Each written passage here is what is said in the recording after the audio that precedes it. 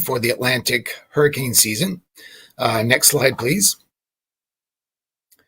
So as we typically do in this briefing, it's always good to take a look back at what happened in the previous hurricane season. So back in 2022. So back in 2022, we had 14 named storms. 8 of those became hurricanes, and 2 of those made it to major hurricane status.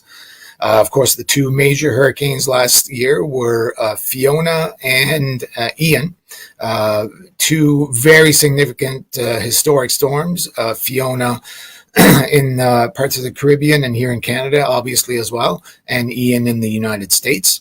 So those 2 names, Fiona and Ian, will be retired from this list, which will recur back in 2028. So next slide.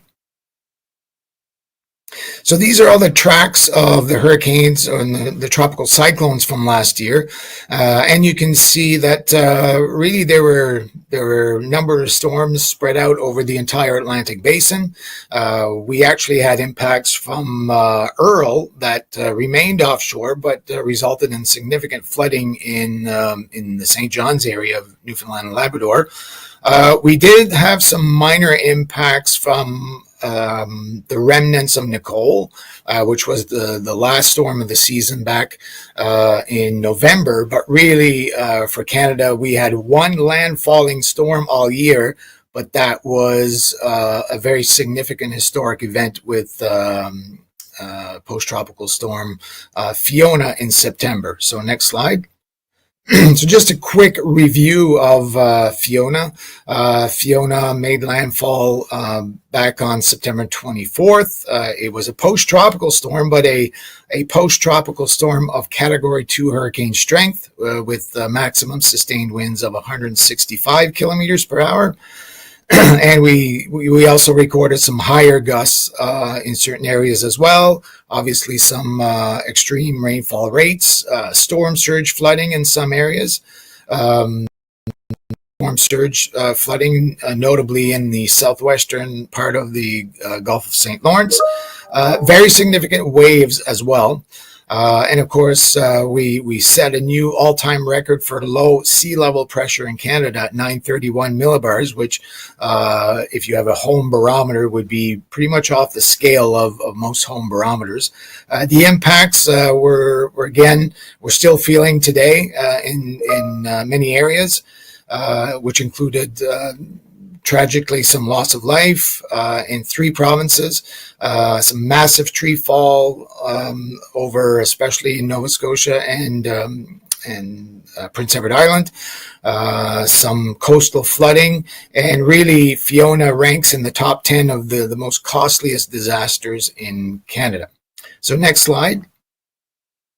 So if now we turn our attention to what we might expect this hurricane season, really it comes down to water temperatures. Water temperatures in the Atlantic for sure, because that's where hurricanes get their fuel, but also water temperature in the Pacific. And I'll explain a little bit about that right now.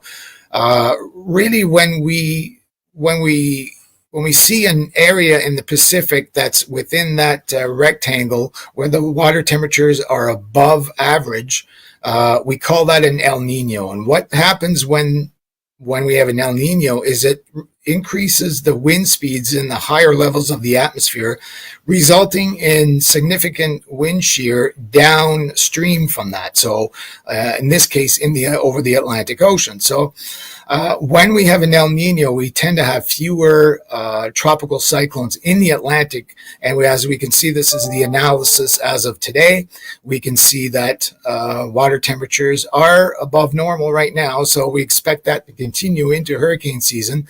So that would suggest fewer tropical cyclones based on the long-term average. However, if we look over the eastern part of the Atlantic, the water temperatures are warm. They're actually extremely warm right now. So we really have 2 competing factors which will determine the level of activity in the Atlantic Ocean this year.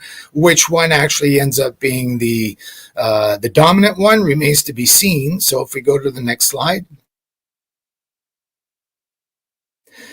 So looking at the predictions that were issued by NOAA in just a short time ago, they're calling for 12 to 17 named storms. 5 to 9 of those storms would make it to hurricane status, and then 1 to 4 of those hurricanes would make it on to major hurricane status. So a fairly wide range there, and that's significant or indicative rather of the uncertainty because of the two competing factors that I just mentioned. So you can see how that compares to the overall average. So the prediction is really for a season in terms of the number of named storms, which is very close to the long-term average for a typical hurricane season. So next slide. So what that means for Canada, we have a response zone that we monitor. We don't necessarily issue bulletins on every storm that's in the entire Atlantic Basin, but we focus on the area depicted here, which is our CHC response zone. And since the inception of the Hurricane Center back in 1987, we keep track of the amount of the number of storms in the entire basin compared to the number of storms that enter our response zone. So if we can go to the next slide, please. So we've been keeping track of that over the years, and typically we find that about between 35 and 40% of the storms that form in the overall basin find their way into our response zone. So that can give an indication of the potential for storms entering our response zone. Not all of these storms will have an impact on land. However, it gives an indication of the proportion of the storms in the Atlantic that find their way into our response zone. So next slide. So just looking again at hurricane season from a timing perspective, it starts on June 1st and ends at the end of November.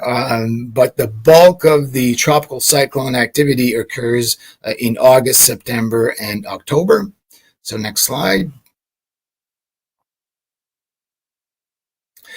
And these are the names, the list of names that we're going to use this year. The first storm is going to be Arlene, followed by Brett, Cindy, Dawn, and so on. So this is the list that we're using this year, and barring any retirements from this list, we will be using this list again in 2029. So last slide, please.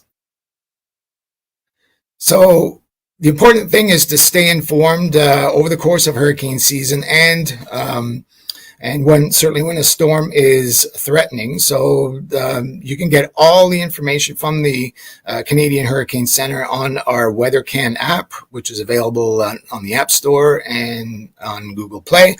Our website is canada.ca/hurricanes. And for more information on how to get prepared for hurricane season, you can go to getprepared.ca.